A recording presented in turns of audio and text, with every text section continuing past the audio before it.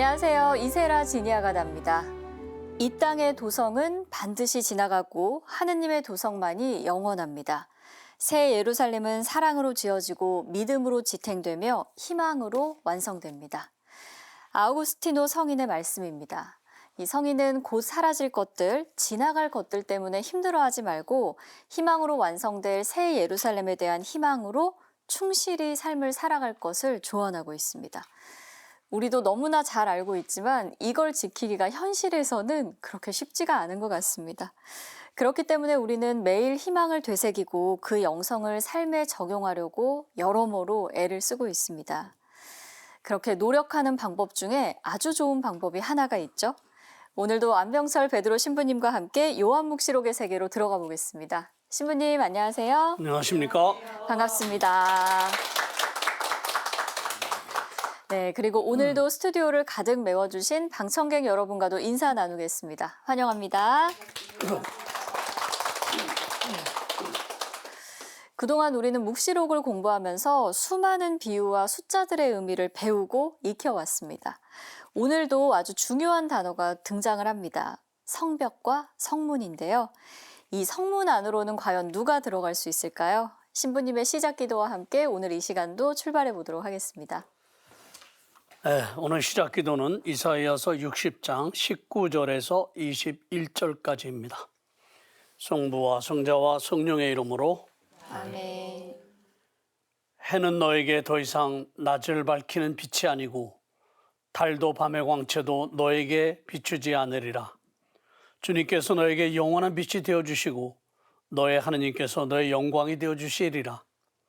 다시는 너의 해가 지지 않고 너의 달이 사라지지 않으리니 주님께서 너에게 영원한 빛이 되어주시고 이제 내 애도의 날들이 다하였기 때문이다. 너의 백성은 모두 의인들로서 영원히 이 땅을 차지하리라. 그들은 나를 영화롭게 하려고 내가 심은 나무의 햇순이며 내 손의 작품이다. 영광이 성부와 성자와 성령께 성과 같이 이제와 항상 영원히 아멘. 성부와 성자와 성령의 이름으로 아멘. 안녕하십니까? 예, 오늘은 지난 시간에 뒤이어서 묵시록 21장 14절 이하의 내용을 오늘 같이 보겠습니다. 성전에 관계되는 내용들입니다. 그 도성의 성벽에는 12초석이 있는데 그 위에는 어린 양의 12사도 이름이 하나씩 적혀 있었습니다. 나에게 말하던 천사는 도성과 그 성문들과 성벽을 재려고 금으로 된 잣대를 가지고 있었습니다. 자, 우선 14절 내용을 잠깐 좀 보면 그 직전에 13절에서 이미 구약에 관한 내용이 언급된 바 있습니다. 다시 말해서 도성의 강면, 동서남북 이렇게 내면에는 3개씩의 초석과 그 초석 위에 성문이 있었다. 그리고 그 도성의 성벽에는 12초석이 있었고 그 위에는 어린 양의 12사도의 이름이 하나씩 적혀 있었다. 지금 우리가 본 이 내용입니다. 그런데 그 직전에는 12개의 성문에 이스라엘의 12지파의 이름이 적혀 있었다. 이렇게 되어 있어요. 그러니까 13절에서 구약에 해당하는 내용이죠. 초석 위에 12지파의 이름이. 근데 14절에 가서는 이 12초석 위에 12사도의 이름. 근데 12사도가 누구냐? 어린 양의 12사도다. 이렇게 구체적으로 지적을 하고 있습니다. 즉 다시 말해서 이 14절에서 보면 하느님의 새로운 백성이 등장하고 있는 것을 우리는 알 수 있습니다. 즉 하느님 백성의 특성이 여기서 분명하게 밝혀지고 있는데 그 특성은 뭐냐? 바로 어린 양을 중심으로 해서 모여진 백성을 얘기하는 거예요. 이게 이제 종말론적인 이스라엘이다. 우리는 그렇게 얘기합니다만은 자, 신약 성경에서도 보면 예수님께서 공생활 하시면서 가장 먼저 하신 것이 뭐예요? 12사도를 뽑으신 것이었어요. 그리고 공생활하는 내내 그들과 함께 계셨고 제자들은 그분이 하신 일을 직접 목격했습니다. 물론 예수님께서 순환당하시고 죽으셨을 때는 도망가기도 했던 제자들이었지만 부활하신 이후에 다시 그들을 불러 모으셨죠. 그러면서 마태복음 19장 28절에서 보면 예수님께서 제자들을 부르신 다음에 그들에게 뭐라고 언약을 하시느냐? 종말이 되면 어제에 앉아서 나와 함께 세상 사람들을 심판할 것이다 라고까지 언약을 하십니다. 자, 이집트로부터의 해방, 이스라엘 백성에 있어서는 건국에 해당하는 사건이거든요. 그 이집트로부터의 해방 사건이 하느님께서 당신 백성에게 베푸신 구원의 역사였습니다. 이 이후에 12지파를 그야말로 당신의 백성으로 삼으신 것이고, 이 12지파를 중심으로 해서 이스라엘이라고 하는 나라가 세워진 거죠.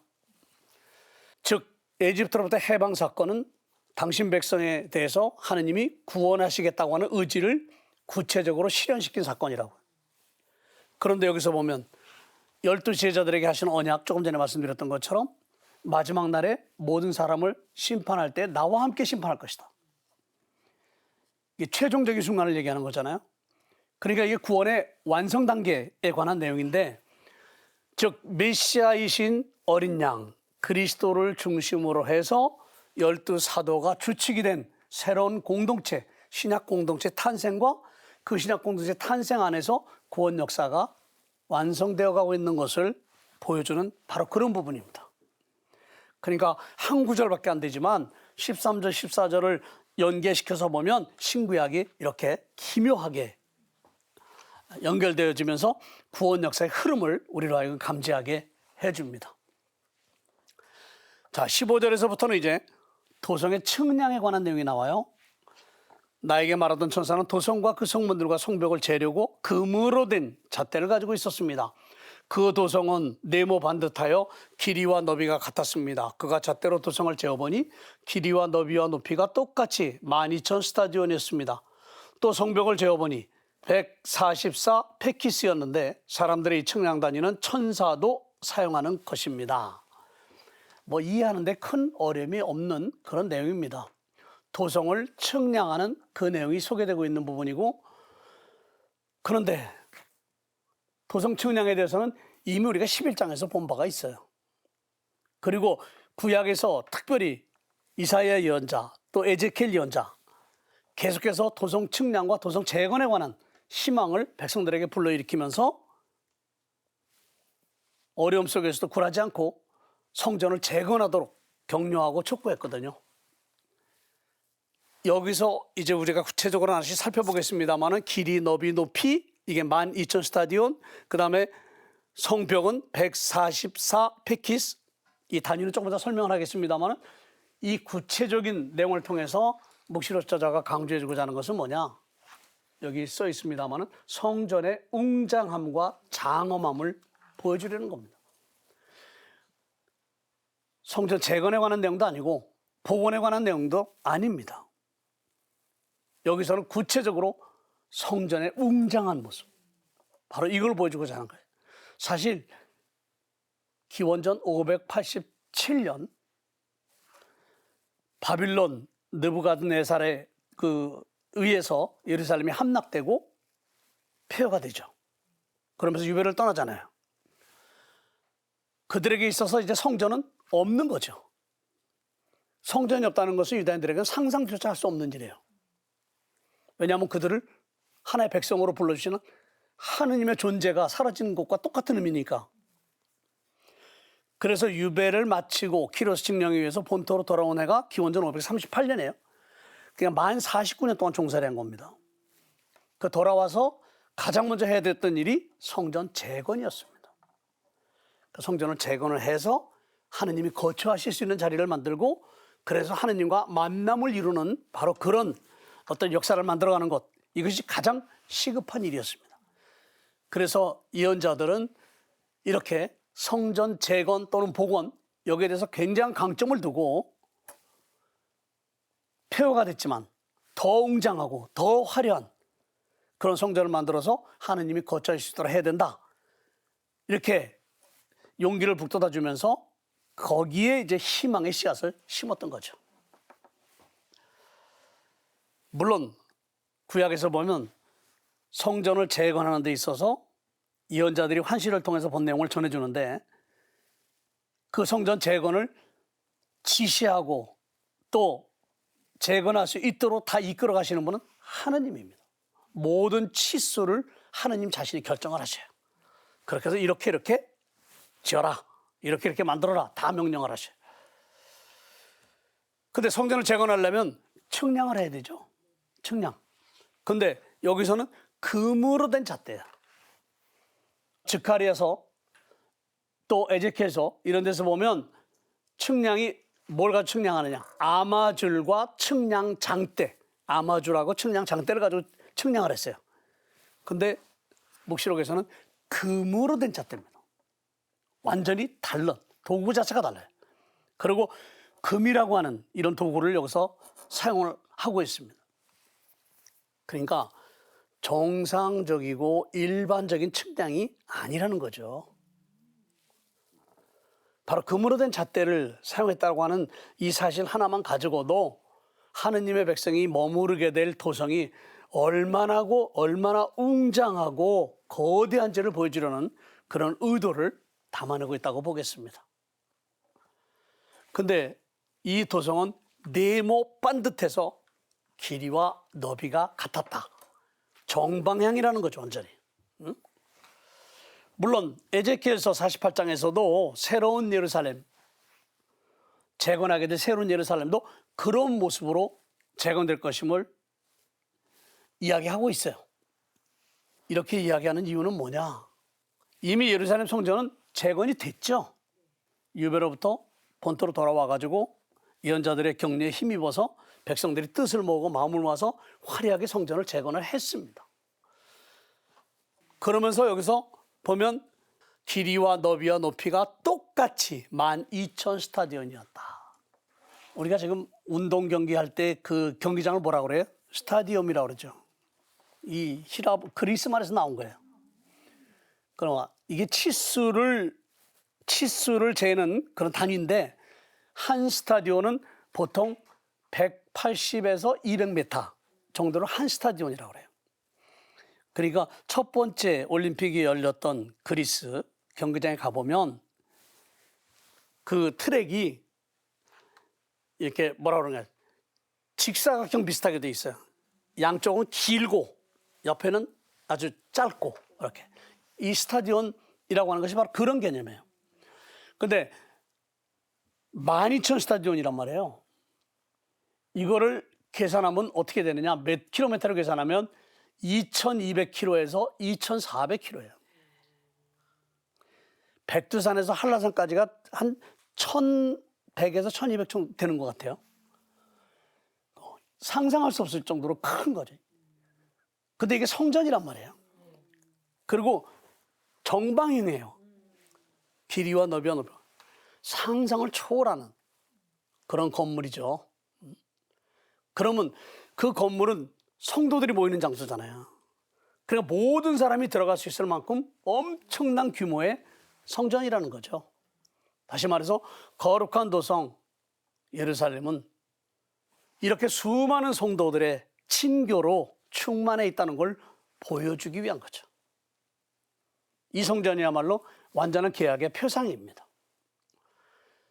사실 성전 재건이 됐던 신축이 됐던 여기서 마찬가지로 지시하시는 분 누구예요? 하느님이거든요. 천사를 통해서 지금 하느님이 말씀하시는 거잖아요. 결국 하느님의 창조가 얼마나 위대한 것인가라는 걸 보여주는 거예요. 우리가 지금 기술이 발달했다고 해서 2,400km나 되는 건물 한 건물 질 수 있을까요? 못 짓죠. 할 수가 없어요. 하느님 창조의 위대함을 보여주려는 의도를 또 안에 그 안에 담고 있다, 이렇게 볼 수 있습니다. 또 성벽 144 페키스, 한 페키스가 한 50cm 정도 됩니다. 그러니까 성벽의 높이는 65에서 70m 정도. 엄청 높죠. 성벽의 높이가 70m라고 하는 거. 지금 뭐냐?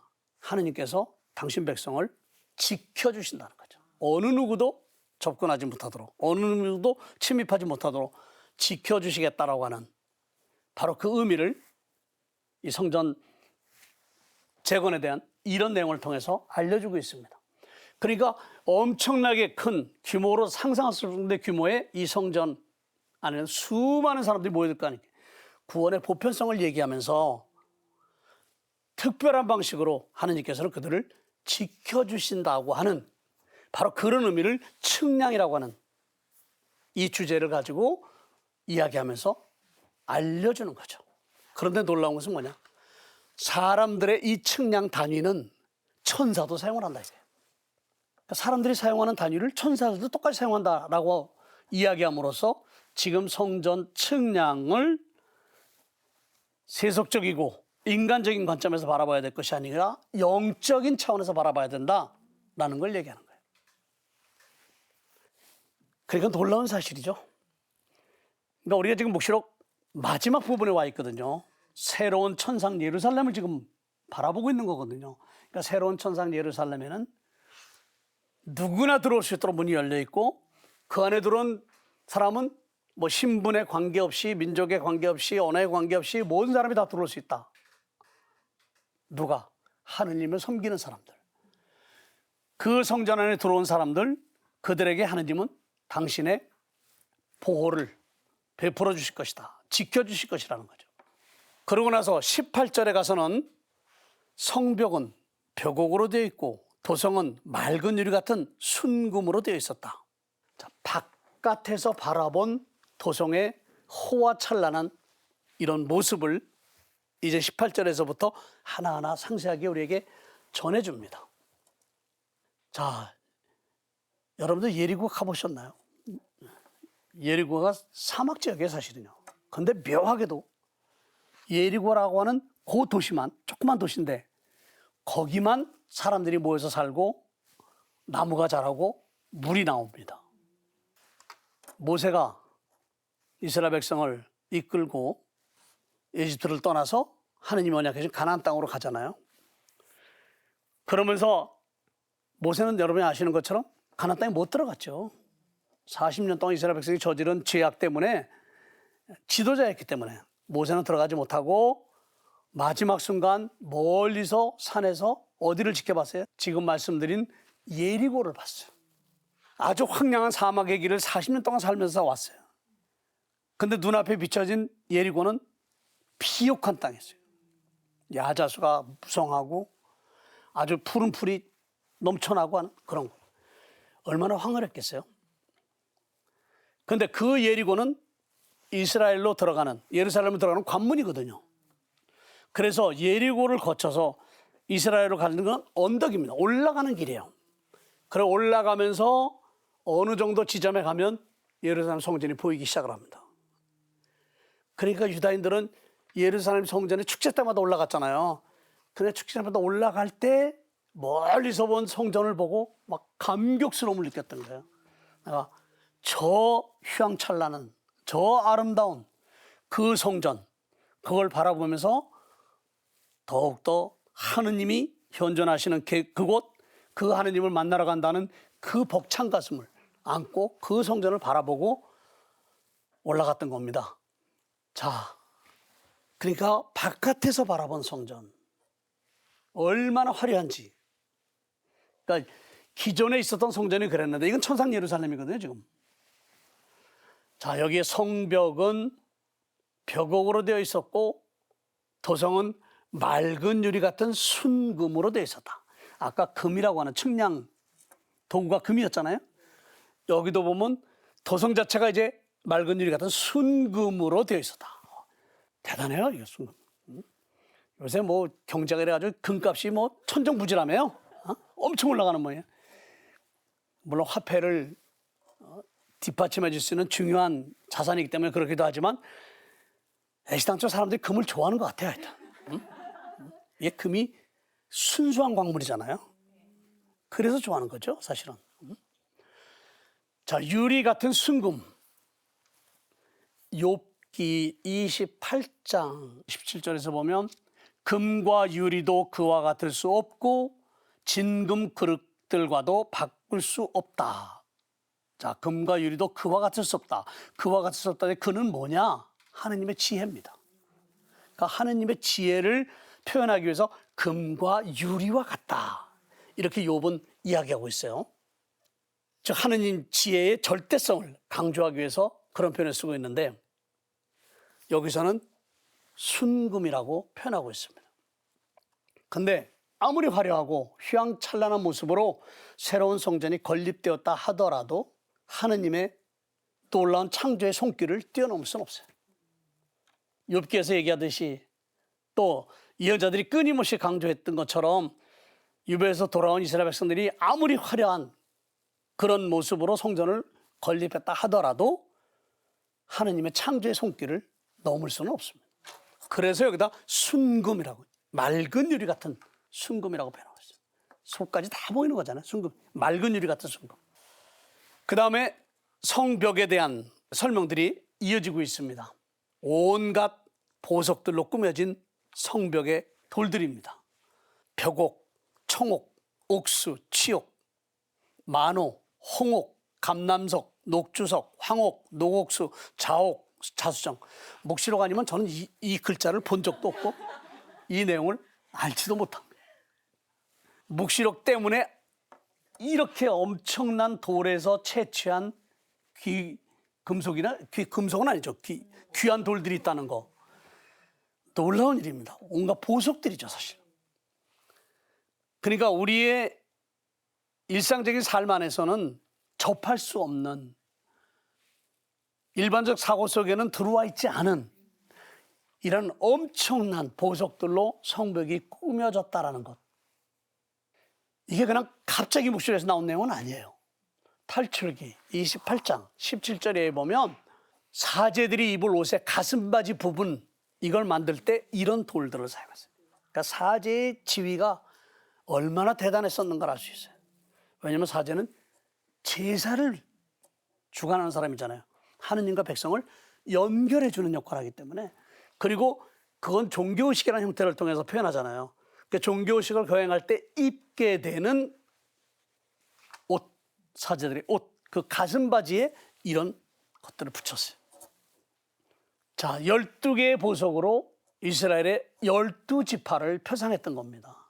그래서 대사제들의 가슴에다가 12개의 보석이 박힌 그런 옷을 입었던 거죠. 자, 땅에서 돌에서 끄집어낸 가장 값진 이 보석들을 이걸로 새로운 성전을 꾸몄다는 것. 하느님 보시기에 가장 아름다운 것으로 꾸몄다고 하는 그 의미를 담아내기 위해서 이런 상세한 내용을 여기에 담고 있는 것이 아닌가 하는 거죠. 게다가 진주라고 하는 12성문은 12진주로 되어 있었다. 각 성문이 진주 하나로 이루어져 있었다라고 하는 표현을 또 여기서 쓰고 있습니다. 이 보석과 진주는 우리 교회에 익숙해요. 대탕녀에 대한 이야기를 했을 때 그들이 갖고 있던 것 중에 하나가 뭐예요? 치장하고 있던 것 중에 하나가 보석과 진주죠. 바빌론 제국이 제국으로서의 어떤 권위, 위엄 이런 걸 드러내기 위해서 이런 보석들로 이렇게 도성을 꾸미기도 했었던 거고.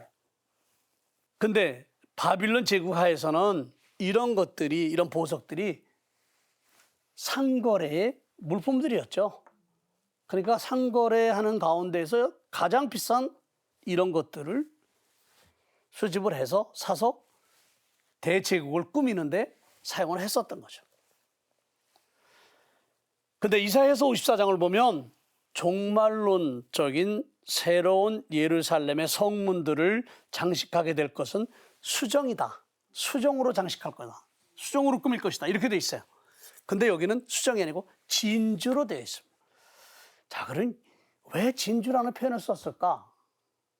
아주 진귀한 진주에 대해서 얘기하는데 구체적으로 그 의미를 찾아내기 쉽지는 않습니다. 그런데 사도 바오로가 디모데후서에 보낸 편지 그 내용을 보면 그리스도 공동체 안에서 여자들은 진주로 장식하고 예절에 참여해서는 안 된다라고 얘기를 해요. 왜냐하면 하느님 앞에 나서는데 정숙해야 된다. 단정해야 되는데 진주로 몸을 장식을 하면 화려하게 자신을 드러내는 거죠. 그래서 공동체의 여자들이 함께 참여하게 될 때는 단정한 모습으로 참여해야 된다. 진주같이 이렇게 붙이고 이러고 해서는 안 된다라고 얘기하고 있어요. 그런가 하면 예수님께서도 값진 진주 하나를 얻기 위해서 나머지를 다 판 그런 비유 이야기도 우리에게 전해주시잖아요. 그러니까 진주가 얼마나 소중한 보석이었는가 하는 거를 이야기하는 거죠. 그런 점에서 보면 바로 12성문, 12진주로 되어 있으니 새로운 예루살렘이 얼마나 그야말로 장엄하고 웅장한 그런 장소인가 하는 것을 깨닫게 합니다. 자, 값진 진주로 이 성문이 장식되어 있었다.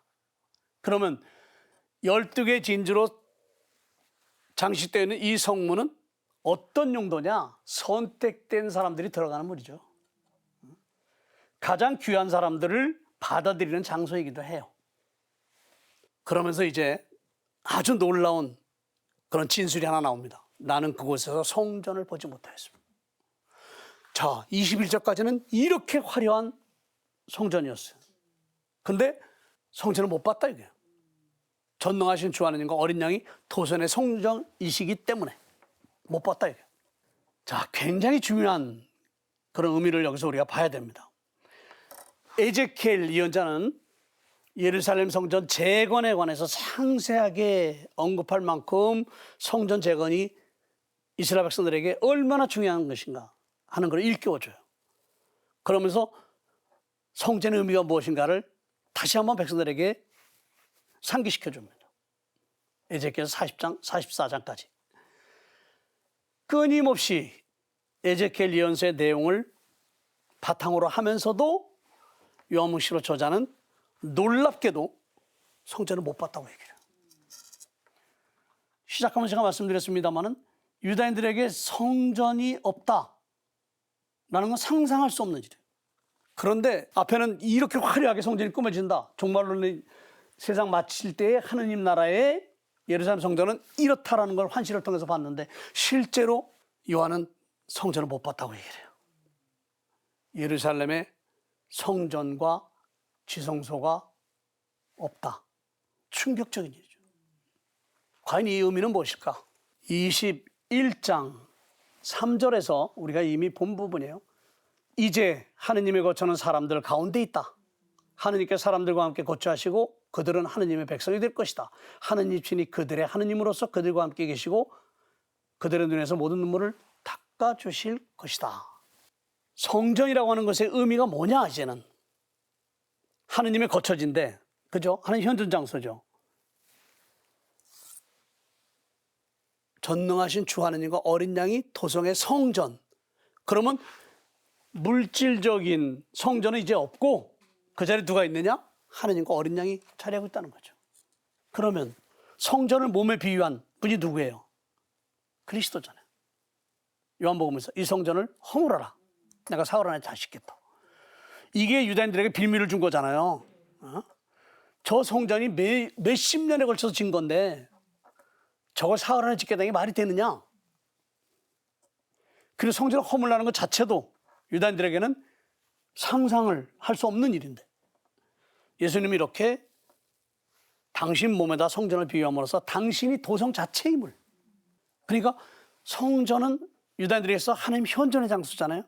그 현존 전체가 예수님의 인격 안으로 들어오는 거예요. 그래서 예수님 자신이 성전인 거예요. 어린 양. 그러니 당연히 건물로서의 성전은 이제 없는 거죠. 요한이 볼 수가 없는 거예요. 벌써 차원이 이제 한 단계 뛰어넘는 겁니다. 새로운 성전은 바로 살아있는 돌이라고 일컬어지는 그리스도교 신자들로 구성이 되어 있지만 성전의 지성소, 하느님 현존이 이루어져서 지성소는 바로 하느님과 어린 양입니다. 이게 참 놀라운 일이에요. 구약에서의 성전은 하느님이 거처하시는 곳이에요. 근데 여긴 어린 양이 하나 덧붙여서 같이. 서로 다른 존재가 아니고 같은 분입니다. 같은 하느님이에요. 이렇게 하느님과 어린 양이 성전의 도성이다. 흐름이 이제 하느님에게서 어린 양이 같이 하는 흐름으로 왔고 이제 끝에 가서는 어린 양만 남습니다. 구원 역사가 이제 모두 어린 양의 손으로 넘은 거예요. 어린 양이 주관하시고 어린 양이 이끌어 가시는, 이게 신약 공동체죠. 이제 새로운 내용이 또 덧붙여집니다. 그 도성은 해도 달도 비출 필요가 없습니다. 당연하죠. 왜 당연해요? 성전이 없잖아요, 지금. 하느님의 영광이 그곳에 빛이 되어주시고 어린 양이 그곳에 등불이 되어주시기 때문입니다. 그러니까 하느님께서 창조하신 자연적인 빛으로서의 해와 달 필요 없다는 거죠, 이제. 성전에 빛을 던져주시는 분은 바로 뭐예요? 하느님의 영광이에요, 이제는. 영광과 빛이라고 하는 용어가 같이 여기서 사용되고 있습니다. 즉, 그 도성에 빛이 되어주시는 하느님의 영광에 대해서 언급하고 있죠. 그런가 하면 24절에서 민족들이 그 도성의 빛을 받아 걸어다니고 땅의 임금들이 자기들의 보화를 그 도성으로 가져갈 것입니다. 거기에는 밤이 없으므로 종일토록 성문이 닫히지 않습니다. 영광과 빛이라는 두 주제가 상호 연관성을 가지고 여기서 언급이 되면서 민족들과 땅의 임금들에 관한 이야기도 덧붙여서 이루어지고 있습니다. 참 이게 놀라운 거예요. 땅의 임금들 그리고 민족들, 이들은 누구였어요? 지난날 제국을 떠받치던 사람들이었잖아요. 제국에 보화를 갖다 제공하고 또 제국 안에서 자신들의 행복을 찾으려고 했던 민족들, 다 제국 편에 섰던 사람들이잖아요. 이 사람들이 이제 이 도성에 드나드는 그런 사람들이 되고 있는 거죠. 참 놀라운 일입니다. 사실 성전이 파괴된 상태에서는 성전에서 더 이상 제사를 드릴 수가 없어요. 그러면 유다인들의 전례력이라고 하는 건 음력이에요. 달을 기준으로 하는 거예요. 그래서 우리가 부활날이 매년 다른 게 그거예요. 달을 기준으로 한단 말이에요. 그러니까 성전이 없어요. 그러면 종교의식도 못해요. 그 종교의식은 달에 의한 달력에 의해서 정해진 데 따라서 치르는 의식이거든요. 근데 달도 필요 없는 거죠. 의식 자체를 못하니까. 해도 달도 비출 필요가 없는 도성에 대해서 언급했다고 해서 축제를 지낼 필요가 없다라고 이야기하려고 했던 건 아닙니다. 이 축제가 정해진 때에 이루어지는 축제가 아니라 이제 영원한 축제가 됐다는 거예요. 해도 필요 없고 달도 필요 없어요. 하느님의 영광이 비치고 있으니까 그 축제는 영원한 축제가 되었다라는 걸 밝히기 위해서 이런 표현을 쓰고 있는 거예요. 해와 달이 있는 한 축제는 절기에 따라서 시기에 따라서 이루어지겠죠. 근데 그게 다 없어요, 이제는. 자, 이사야서에서는 해와 달에 대해서 언급하고 있지만 묵시록 저자는 달에 대해서는 언급하지는 않습니다, 구체적으로. 그 도성에, 그것에 빛이 되어주시고, 해에 대해서, 해가 비추는 빛이죠. 그 다음에 어린 양이 그것에 등불이 되어주시다. 등불에 대해서 언급을 해요. 자, 구약 성경에서 등불은 은유적으로 생명을 상징합니다. 그리고 기쁨을 상징을 해요. 여기서 얘기하는 등불은 대부분 예루살렘 성전의 마노라라고 하는, 여러분들 보셨을 거예요. 촛대가 있고 7개의 촛대 있는 거 보셨죠? 7촛대. 그걸 마노라라고 그래요. 이런 촛대가 예루살렘 성전에는 그 솔로몬 성전에는 10개가 있었어요. 이런 촛대가. 근데 70년 로마 제국이 다시 예루살렘을 탈취하고 성전을 파괴시킨 이후에는 다 사라졌죠. 그 메노라는 뭐냐? 지성소 안에 머물러 계신 하느님의 영광을 표상하는 거예요. 이스라엘 백성에게 어두운 밤에도 시련의 시기에도 고통의 순간에도 찬란히 빛나는 하느님의 현존을 상기시켜주는 의미입니다.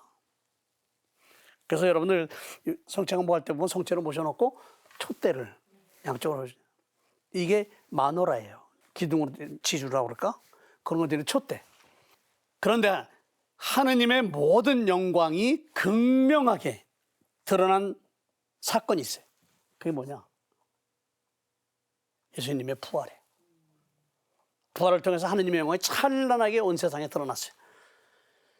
그래서 어린 양은 하느님의 현존을 한구하게 드러내주는 등불입니다. 그러기 때문에 그 옛날 제국편에 섰던 민족들, 땅의 임금들이 이제는 어린 양에게 발걸음을 돌리는 거죠. 이렇게 묵시록 저자는 낙관론적인 관점을 지금 필요로 하고 있어요. 제국에 부역했던 자들, 이들이 영원히 어린 양의 적대자들이 아니라 어린 양의 실체를 깨닫게 되는 순간 어린 양에게로 발걸음을 돌리는 그런 사람들이 되었다라는 것. 그래서 성문은 닫히지 않고 있어요. 누구든 들어올 수 있도록 밤낮 가리지 않고. 다시 말해서 예루살렘은, 새로운 예루살렘은 모든 이에게 개방된다, 열려져 있다라는 거죠. 누구든 들어올 수 있도록. 그러니까 회개의 가능성은 누구에게나 열려 있는 거예요. 하느님은 끝까지 인내하시는 분. 우리의 선택과 결심의 순간 마지막까지 기다리시면서 당신의 문을 열어놓고 계신 분이다. 그런 희망의 메시지를 전달해 주는 거죠. 이제 보화, 임금들에게 있어서는 자기의 권력을 유지하고 제국의 제왕으로부터 자기의 권한을 지탱해 나갈 수 있도록 해주는 소재들이고 근거였거든요. 근데 그 보화들이 이제 누구에게 가져가요? 어린 양에게. 사실은 이 흐름이 이렇게 오르락내리락 하는 거예요. 성전이 파괴된 이후에 성전 재건할 때 이 앞에서 본 것처럼 귀한 돌들로 된 보석들을 다 모아서 성전을 건축했잖아요. 그런데 제국이 통치할 때는 어떻게 했어요? 그 모든 보화들이 다 제국의 세력에 사용됐던 그런 것들이죠. 이렇게 자기들의 안위를 위해서, 자기들의 어떤 행복을 위해서 제국에 붙어서 무슨 일이든 어떤 것이든 거침없이 하고 갖다 주었던 이 임금들, 그리고 제국이 명하는 데에 따라서 순종하며 살며 거기서 행복을 찾고자 했던 민족들, 이들이 이제는 상상할 수 없는 그런 모습으로 어린 양에게로 발걸음을 돌리는 그런 모습을 이 환시를 통해서 우리에게 제시해 줌으로써 희망은 결코 어느 것에 의해서도 축소되거나 소멸되지 않는다는 거죠. 언제든 희망은 모든 이에게 열려 있는 거라는 거예요. 지난날 세상을 풍요롭게 했던 이 물질들, 이게 소멸되지 않았어요. 파괴되지 않았어요. 근데 이 물질들은 창세기의 정신에 의하면 하느님이 만드신 거잖아요. 그거를 제국의 세력은 자기들의 권력을 위해서 사용함으로써 하느님과 맞섰던 거죠. 이제 본래의 목적대로 하느님의 영광을 위해서 바쳐질 그런 보화들이 됐던 겁니다. 제국의 세력들이 그토록 갈망했던 소멸되지 않을 영원한 제국, 영원한 영광, 이거는 한순간에 다 사라졌잖아요. 그것이 사라졌다고 해서, 제국이 사라졌다고 해서 인류의 역사가 끝난 건 아닙니다.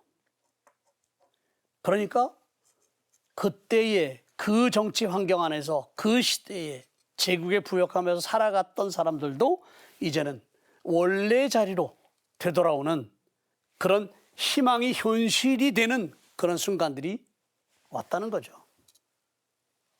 권세와 권력을 휘두르던 자들의 그림자 속에 감춰져 있던 그 모든 보화들, 이것들은 하느님의 빛과 영광으로 제 모습을 드러내게 될 겁니다.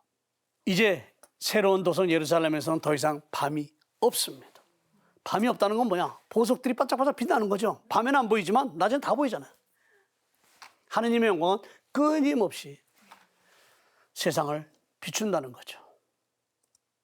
이렇게 어린 양을 중심으로 한 새로운 그리스도 공동체는 이미 하느님 안에서 영광을 누리는 성인들과 더불어 모든 이에게 문을 열고 그들이 하느님께 올 수 있도록 해야 된다고 하는, 이게 성교 사명이에요. 그러나 부정한 것은 그 무엇도, 역겨운 짓과 거짓을 일삼는 자는 그 누구도 도성에 들어가지 못합니다. 오직 어린 양의 생명의 책이 기록된 이들만 들어갈 수 있습니다. 자, 요 27절만 없으면 참 좋았겠는데, 응? 단서가 붙었어요. 새로운 도성 예루살렘에 들어가는 데서 걸림돌이 되는 두 가지입니다.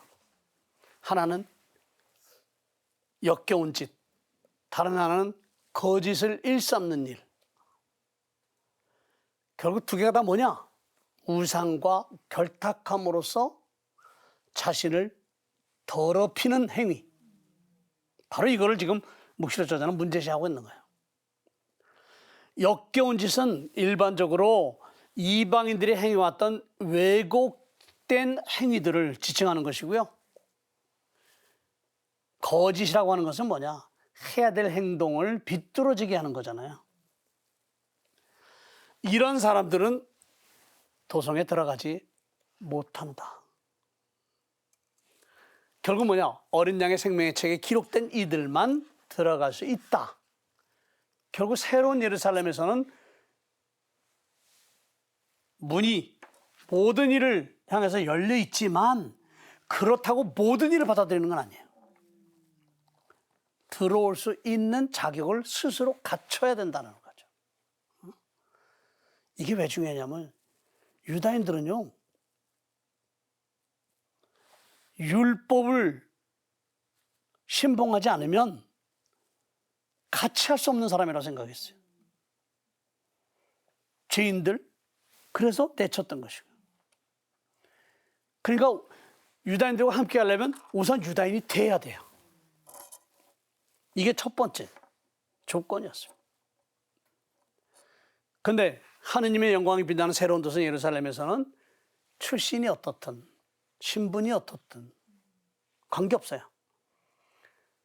하느님의 영광이 비치는 그곳에서 하느님과 함께 살아가기로 결심하고 그런 신앙을 가진 모든 이는 누구든 들어갈 수 있는 곳. 이게 새로운 예루살렘 도성입니다. 새로운 예루살렘에는 그 옛날 예루살렘 성전에 있었던 지성소 있을 필요가 없죠. 그 도성 자체가 하느님이니까, 그 도성 자체가 어린 양이니까 지성소가 이제 더 이상 필요 없는 겁니다.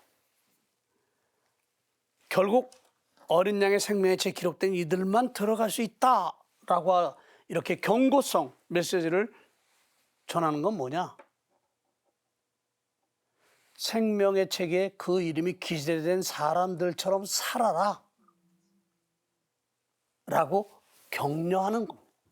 그런 의미입니다. 그러니까 결국 매 순간 우리의 결단과 그 결단이 실행으로 옮겨지는 신앙적인 삶의 자리들을 우리가 만들어가지 않으면 결코 우리는 행복할 수도 없고, 또 하느님의 도성 안에 들어갈 수도 없고, 또 하느님과 함께 할 수도 없다는 거예요. 믿는 사람이다, 신앙인이다 라는 것, 이거 하나만 가지고서 자동으로 우리가 하느님 나라에 들어가는 건 아니에요.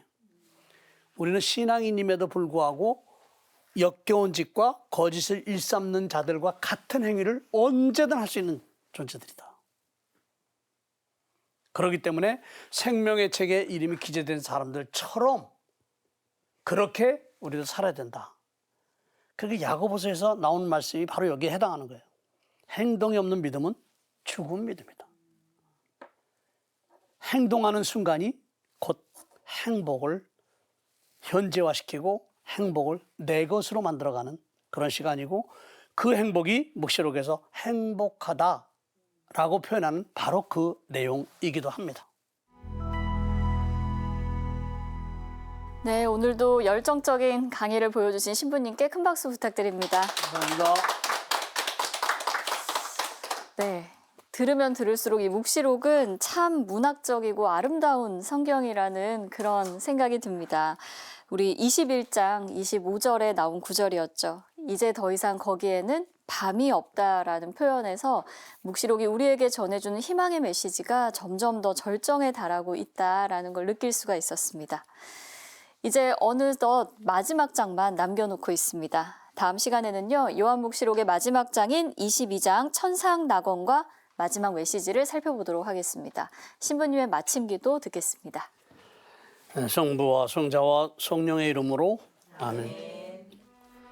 영원한 빛 자체이신 주님, 찬란한 아침 햇살을 통해 하루를 시작하게 하심이 창조의 기본 질서임을 매 순간 깨닫게 하심으로써 창조주이신 주님을 찬미 찬양할 수 있게 해주심에 감사드립니다. 하지만 오늘 묵시록의 말씀들을 통해서 주님께서는 우리가 더 이상 매일이라고 하는 일상의 삶을 되풀이할 필요 없이 주님의 현존 안에서 영원히 살 수 있는 구원의 자리를 아드님이신 그리스도를 통해 이미 우리의 역사 안에서 마련해 주셨음을 선포하시고, 그러한 삶이 오늘이라는 현실 안에서 이루어지고 있다는 확신을 갖고 일상을 영원처럼 살아가도록 우리를 초대해 주십니다. 지상에 살고 있으면서도 천상에서 누리게 될 훗날의 삶을 미리 살아갈 수 있게 해 주시는 주님의 놀라운 은총에 감사와 찬미를 드릴 뿐입니다. 그 옛날 이스라엘 백성은 주님의 현존이 이루어지고 있던 성전을 어떻게 하면 화려하고 장엄하게 꾸밀 수 있을까 고심하며 그를 위해 모든 역량을 쏟아부었습니다. 그들은 주님의 백성으로서 그렇게 하는 것이 주님을 섬기고 있음을 드러낼 수 있는 유일한 길인 것처럼 여겼습니다. 이스라엘 백성은 풍요로운 물질들을 사용해서 화려하고도 장엄한 성전을 건축하고 거기서 주님의 영광을 드러내고자 했지만, 주님께서는 당신 아드님을 통해 왜곡된 창조의 질서를 다시 세우시고 영원한 생명이 머무는 새로운 질서를 되찾아 주셨습니다. 주님께서는 이제 성전 안에서가 아니라 그리스도의 인격 안에서, 성전을 통해서가 아니라 그리스도의 강생을 통해서, 성전의 화려함을 보여줌으로써가 아니라 한없이 자신을 비우신 그리스도의 겸손을 통해서 오늘 그리고 지금 우리와 만남을 이어가신다는 강력한 메시지를 묵시록을 통해 선포하십니다. 주님의 자녀인 우리가 얼마나 행복한 초대를 받고 있는지 감격스러움을 느끼면서도 습관화되고 정형화된 우리의 사고를 떨쳐내지 못하는 우리의 어리석음으로 주님의 초대에 온전하게 응하지 못하고 있음에 스스로 안타까움과 아쉬움을 지울 수가 없습니다. 주님을 섬긴다는 명목 아래 보여주기 위한 외적인 행위에 모든 관심의 초점을 모아왔던 우리의 감추어진 위선에 일그러진 모습들, 진정성을 갖고 주님 앞에 나아가기보다는 어떻게든 겉모습으로라도 주님의 신실한 자녀로 살아가고 있음을 보여주려는데 온 신경을 써왔던 우리의 내재된 물질적이고 인간적인 욕심에 구차하게 그지없는 모습들, 주님의 자녀로 살아가게 해주신 놀라운 선택의 은총에 감사하며 그에 걸맞게 살아가는 데 힘을 모으기보다는 상황 논리에 맞춰 현실적인 이익이나 이득을 얻기 위해 주저함 없이 자신을 스스로 기만하는 줄 알면서도 주님을 하나의 도구로 사용하려는 선택을 정당하게 여기려는 지극히 왜곡된 신앙의 모습들, 이런 모습들이 어쩌면 우리의 실제 모습이 아닐지 반성하는 마음으로 돌아봅니다. 주님께서는 이제 우리 안에서 우리와 함께 우리를 위해서 새로운 세상을 시작하셨습니다. 우리 혼자 사는 것이 아니라 생명 자체이신 주님과 함께 살고 있다는 확신은 분명 우리의 삶의 모습에 변화를 가져다 줄 것이고, 그것이야말로 말씀이 우리 안에 강성하여 우리를 행복하게 하는 것이 아닐까 묵상하며 주님을 향해 큰 소리로 외칩니다. 이렇게 우리를 사랑해 주시는 주님 사랑합니다. 아멘. 성부와 성자와 성령의 이름으로 아멘. 감사합니다.